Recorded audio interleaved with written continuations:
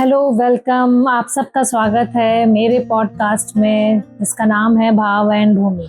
मैं हूं आपकी होस्ट और दोस्त योगिता मिश्रा। आज हम बात करेंगे पितृपक्ष की। तो पितृपक्ष क्या है, हम पितृपक्ष क्यों मनाते हैं?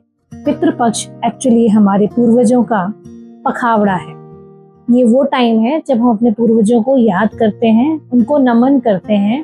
तो बोलते हैं कि महाभारत के टाइम पे जब कर्ण की मृत्यु हुई, क्योंकि आपको पता है कि महाभारत में कर्ण को दानवीर योद्धा बोला जाता था, तो बोलते हैं कि जब कर्ण की मृत्यु हुई और वो स्वर्ग गए तो उन्हें बहुत सारे स्वर्ग में महल, खजाने, धन दौलत सब कुछ मिला। सब कुछ चारों तरफ मिल रहा था, सिर्फ खाना, भोजन, अन्न, पानी नहीं मिल रहा था। तो कर्ण देवताओं के पास गए और बोले, मैंने तो पूरे जीवन पर्यंत, पूरी लाइफ मैंने इतना दान धर्म किया हुआ है, सबके लिए सब कुछ किया हुआ है, इतने मैंने दान धर्म में स्वर्ण मुद्राएं दी हैं, सोना दिया, धन दिया, दौलत दिया, सब कुछ किया, फिर मुझे यहाँ आने पे अन्न और जल क्यों नहीं प्राप्त हुआ?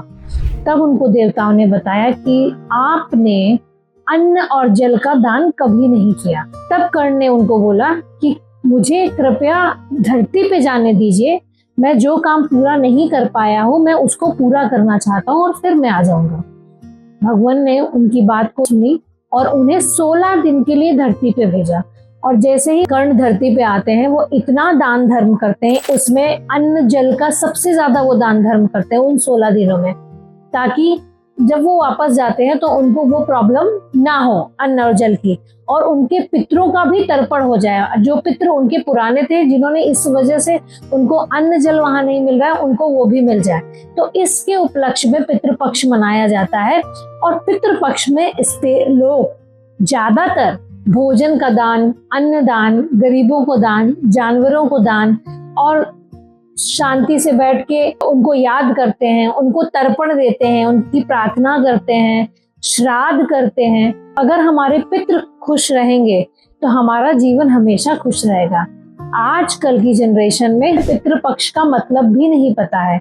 हम पितरों को याद क्या करें जब हमें उसका मतलब ही नहीं पता है, और हम इतने बिजी हो गए हैं ना कि हम उनके लिए थोड़ा सा भी टाइम नहीं निकालते हैं। और बोला जाता है कि जिस घर में पितरों को याद नहीं किया जाता है उस घर में शांति वास नहीं करती है, उस घर में तरक्की नहीं होती है, उस घर में लोगों के हेल्थ अच्छे नहीं होते हैं, उस घर में लोगों को फाइनेंशियल इश्यूज बहुत होते हैं, बच्चों के करियर में इश्यूज बहुत होते हैं, मेंटल इश्यूज बहुत होते हैं, फिजिकल हेल्थ से रिलेटेड इश्यूज बहुत होते हैं। क्यों? क्योंकि हम अपने पितरों को कभी याद नहीं करते हैं।